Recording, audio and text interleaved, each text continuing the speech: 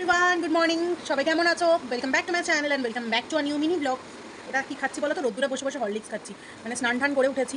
আমার যেহেতু শীতকাল এলেই খুব টনসিলের সমস্যা হয়, তাই জন্য গালটাল ফুলে দেখতে পাচ্ছ কী অবস্থা। তো না, টনসিলের জন্য হরলিক্স খাচ্ছি না, বাট আমি এখন এটা খাই। আমি একটু চেষ্টা করছি হেলদি খাবো, তো তাই জন্য সুগার ফ্রি হরলিক্স খাচ্ছি। তো যাই হোক, আজকের ভিডিওটা পুরো দেখো, সারাদিন কী করি সব তোমার সাথে শেয়ার করবো। তো লাঞ্চে বানিয়েছি ভাত, আর ওই বাড়ির থেকে মা পাঠিয়েছিল চিকেন, ধনেপাতা বাটা, আর পনির করেছিলাম, আর মাছ। ব্যাস, এইটাই ছিল হচ্ছে আজকের লাঞ্চ। তো যাই হোক, আমরা এবার খেয়ে দিয়ে নিই, তারপরে তোমাদের সাথে সন্ধেবেলা কী কী করি সেটা দেখাচ্ছি।